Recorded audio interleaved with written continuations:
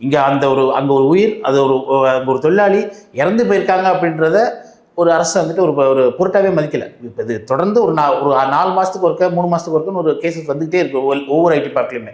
ஆனால் இது ஏன் திரும்ப திரும்ப வருதுங்கிறது ஒரு ஆராய்ச்சியோ இல்லை அவங்க நடக்காமல் இருக்க திரும்ப பாதுகாப்புக்கோ இல்லை உள்ள கவுன்சிலிங்கான மெக்கானிசம் எதுவுமே கிடையாது. 12,000 பேர் நீக்கிறாங்க. அது எப்படி செலக்டடாக பண்ணுவாங்களா? இவங்களை எப்படி தூக்கலாம் அப்படின்ற செலக்ட் பண்ணுவாங்களா? 2 மாசமா பெஞ்சில் இருக்கிறாங்க அப்படின்னா அப்போ வந்துட்டு இந்த பாலிசி இல்லை, அவங்களால ப்ராஜெக்ட் கொடுக்க முடியல. ஏன் அவங்க 2 மாசமா பெஞ்சில் இருக்காங்கன்னா, எனக்கு நீ வேலை கொடுக்க முடியல, அதனால நான் பெஞ்சில் இருக்கேன், ஆஃபீஸ்க்கு வர சும்மா இருக்கிறேன், நீ எனக்கு வேலை கொடுத்தா நான் செய்கிறேன் ரெடி.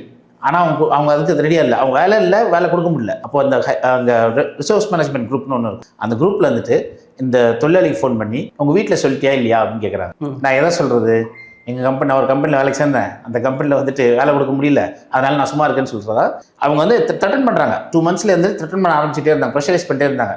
ஸோ அப்போவே இது மாதிரி ஒரு வடிவம் வரும் அப்படின்றது எல்லாருக்குமே தெரியும்.